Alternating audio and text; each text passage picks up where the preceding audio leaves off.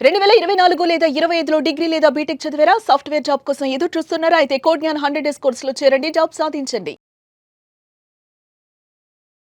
నమస్కారం శాస్త్రి గారు. నమస్తే సార్. మేడం, ఈ మధ్య కాలంలో ఇలాంటి కేసెస్ ఎక్కువగా అయిపోయాయని చెప్పొచ్చు. ఎస్పెషల్లీ ఒక అబ్బాయి అమ్మాయిని ప్రేమించి తీరా పెళ్లి చేసుకుంటాను అని నమ్మకాన్ని క్రియేట్ చేసి ఫిజికల్ ఇంటిమసీ అయిపోయిన తర్వాత ఇంకా కాల్స్ చేసిన, మెసేజ్ చేసిన రిప్లై ఇవ్వకపోవడం, బ్లాక్ చేయడము, ఇగ్నోర్ చేయడము, ఇలాంటి సందర్భాలు ఉన్న వాళ్ళు చాలామంది ఉన్నారు మేడం. సో ఇలా ఒక పర్సన్ తనని చీట్ చేస్తే ఎలా ఉంటుందంటారు? లీగల్ పరంగా తను ఏ రకంగా అప్రోచ్ అవ్వచ్చు అంటారు? ఇప్పుడున్న ట్రెండ్ ఉన్న అమ్మాయిలు మెంటాలిటీని పాపం కోర్టు వారు దృష్టిలో పెట్టుకోలేదు. అమ్మాయిలు అంటే అమాయకంగా ఉంటారు, పెళ్ళి అని ప్రామిస్ చేసే వాళ్ళని వాళ్ళు అర్పించేసుకుంటారు, వాళ్ళకి ప్రొటెక్షన్ కావాలని చెప్పి సెక్షన్ 69 బిఎన్ఎస్ అనేది బాగా ట్రెండ్ అవుతుంది. నేనే పర్సనల్గా జస్ట్ 2 days బ్యాక్ కూడా ఒక case, last month 2 months back ఒక కేసు, అందరూ జైలుకి వెళ్ళిపోయారు. నేను ముందే చెప్తా ఉన్నా, consensual sex, extra marital affairs is open. ఇప్పుడు ఎవరికైనా ఇద్దరికి ఇష్టం ఉంటే ఎలా అయినా ఉండొచ్చు. అమ్మాయి అంతటా అమ్మాయి వస్తే నాదేంటి తప్పు? There were lot of scenarios. Okay, so పెళ్ళైపోయిన తర్వాత పెళ్లి చేసుకుంటానని ప్రామిస్ చేస్తే అసలు ఆ కేసు ఎలా చెల్లుద్ది? మేము అమాయకులం, నేను అబార్షన్ చేయించాను అంటే నాకు ఉన్న వివిధ రకాల క్లైమ్స్ అంతా సారాంశం చెప్తున్నా నేను ప్రాక్టికల్గా చూసి. So end of the day ఇలాంటి కేసులన్నీ తప్పుడు కేసులని కోర్టు వారికి కూడా తెలుసు. అయినను సెక్షన్ 69 బిఎన్ఎస్లో ఏంటంటే wrong, falls promise on grounds of anything. ఉద్యోగం ఇస్తానని చెప్పి చేసినా సరే, నాట్ ఓన్లీ మ్యారేజ్, ఓకే, అలా 4-5 ఉన్నాయి. సో ఓన్లీ మ్యారేజే కాదు, అర్థమవుతుందా? వేటికి మేడం జాబ్ గూగుల్ సెర్చ్ చేస్తే తెలుస్తాయి. నేను చెప్పేది ఏంటంటే, అందరు advocates google search, chat GPT వాడేస్తే సెక్షన్లు తెలుస్తాయి సిరి. ఇక్కడ practice of law and application of law is very important. అది చెప్తాను నేను ఈ సినారియోలో. రీసెంట్ కేసు నాకు లండన్ నుంచి ఒకళ్ళు రిఫర్ చేస్తే I looked into it. ఆ అమ్మాయి కంప్లైంట్ ఇచ్చింది, పెళ్లి చేసుకుంటానన్నాడు, చేసుకోలేదు, ఫిజికల్గా వాడుకున్నాడు అండ్ నాకు ప్రెగ్నెన్సీ వచ్చిందని చెప్పింది. ఫ్యాక్ట్స్ ఆఫ్ ద కేసులో అబ్బాయికే సపోర్ట్ ఉంది. నేను most of the cases wrong cases ఉంటే అబ్బాయిలకే సపోర్ట్ చేస్తాను. నేను అబ్బాయికి చెప్పా, వాళ్ళ ఇంటికి వెళ్ళి మరీ మాట్లాడా. November 27 కలిసింది ఫస్ట్ టైం. అమ్మాయి అంతటా అమ్మాయి కాల్ చేసింది, నేనే వచ్చి కలుస్తాను, నువ్వు నాతో ఎలా అన్నా ఉండొచ్చు అంది, కేసు లేనంది. ఫిజికల్గా December 4th or 5th కలిశారు. December 28th ప్రెగ్నెన్సీ అంది. టెక్నికల్ టైం లైన్లో it looks like a fraud. Pregnancy అంది, January 1st weekలో టాబ్లెట్లు వేసుకుంది, కేసు పెట్టేసింది పండగ టైంలో వెళ్ళి. Not even more than 1.5 months. I can see malafide intention, కావాలని చెప్పి పెళ్లి చేసుకోమని అడుగుతుంది. అండ్ పోనీ అమ్మాయికి గూగుల్ పే కానీ ఫోన్ పే, మన రీసెర్చ్ మనం చేస్తాం కదా. అవును, ఏమీ లేదు, ఈ అమ్మాయి ఏదో తేడా కొడుతుంది. నేను అబ్బాయికి చెప్పా, ఇగో మోస్ట్ ఆఫ్ ద మెన్కి నేను చెప్పేది ఏంటంటే, ఫస్ట్ థింగ్ తస్మా జాగ్రత్త.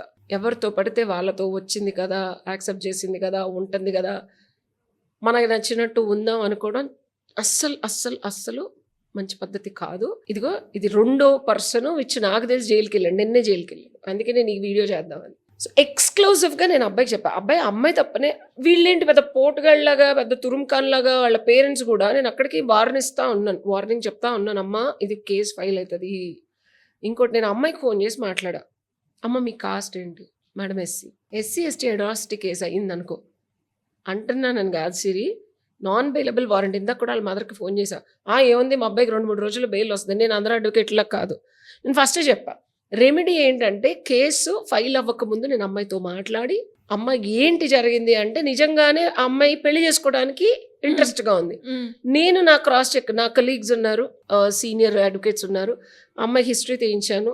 జెన్యూన్గానే ఆ అమ్మాయి చెప్పేది, వాళ్ళ పేరెంట్స్తో మాట్లాడుతుంది, మనకి ఒరిజినల్ ఆధార్ కార్డు లొకేషన్ కరెక్ట్గానే ఇస్తుంది. ఫ్రాడ్గా ఈ అబ్బాయిని ఏమి కేసు పెట్టి డబ్బులు తీసుకునే క్యారెక్టర్ అని చూసా కాదు. ఫస్ట్ అమ్మాయి అట్లా, ఫస్ట్ కేసులో అదొకటి నేను పోలీస్ స్టేషన్ ముందు చేసి ఆల్మోస్ట్ 1 million views వెళ్ళినాయి. ఈ అమ్మాయి ఇంటెన్షన్ అట్లా లేదు. నేను వాళ్ళ అమ్మకి చెప్పామా, పెళ్లి చేసుకుంటానంటుంది, ట్రై టు కాంప్రమైజ్. తప్పు చేసింది నీ కొడుకు, మమ్మల్ని అన్నం తినేవట్లేదు, మమ్మల్ని అది చేసేస్తుంది, ఇది చేస్తుంది, ఓవర్ యాక్షన్. తల్లిదండ్రులు కూడా ఏముంది కేసు పెడితే మాట్లాడితే అయిపోద్ది అనే కాంటెక్స్లో ఉన్నారు. నేను చిలక్క చెప్పినట్టు చెప్పాను 7 days బ్యాక్. కేసు అయితే మీ అబ్బాయి ఏదో గవర్నమెంట్ ఉద్యోగమో ఎగ్జామ్స్ రాశాడంటున్నారు, ఒక్కసారి ఛార్జ్ షీట్ పడిందంటే అమ్మ నేను కూడా ఏం చేయలేను. నేను ఎస్ఐ గారితో మాట్లాడా, అమ్మ 69 బిఎన్ఎస్ ఇది మీకు తెలిసే ఉంటుంది, ఒకసారి రమ్మనండి, అమ్మాయితో మాట్లాడమనండి, కాంప్రమైజ్ చేసుకోమనండి అంటే అమ్మాయితో 2 days మాట్లాడాను నేను. మేడం నన్ను పెళ్లి చేసుకోమనండి, నేను అసలు కేసు కూడా ఫైల్ చేయలేదు మేడం, విత్డ్రా చేసుకుంటా. వీళ్ళు ఓవర్ యాక్షన్ చేసి ఆ అమ్మాయిని మేము పెళ్లి చేసుకోవడం ఏంటి, మమ్మల్ని ఇసుకిచ్చేస్తుంది, మమ్మల్ని అన్నం తినట్లేదు అన్నారు.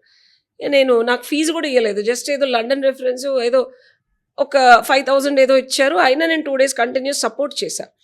సో ఫస్ట్ థింగ్ రెమెడీ ఏంటంటే సొల్యూషన్ అమ్మాయితో కాంప్రమైజ్ అయ్యి రెమెడీ చేసుకోవడం. This is the best solution which I'm good at. అమ్మాయి విన్నది, 2 రోజులు పోలీసులు ఫోన్ చేసినా సరే, మేడం మీరు చెప్తున్నారు కదా నేను పెళ్లి చేసుకుంటాను, కేసు విత్డ్రా చేసేసుకుంటాను, వచ్చి ఒక్క మాట మా పేరెంట్స్తో మాట్లాడమనండి అని.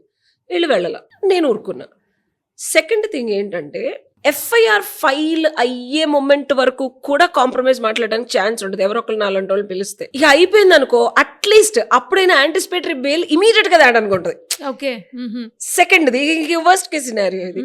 నేను ఇందాక ఫోన్ చేశా, నిన్న వెళ్ళాడు కదండి మరి బెయిల్ ఏముంది 1-2 days వచ్చేస్తుంది, ఏం మాట్లాడుతున్నారు మీరు. అమ్మాయికి ఫోన్ చేశా, అమ్మాయి ఏం కేసులు, SC ST అట్రాసిటీ కూడా పెట్టాను మేడం, 10 years CA గారు చెప్పారు మేడం 10 years జైలు శిక్ష, అడిల్లు వచ్చిన తర్వాత నన్ను పెళ్లి చేసుకోకపోతే నేను అసలు కాంప్రమైజ్ అవ్వను మేడం.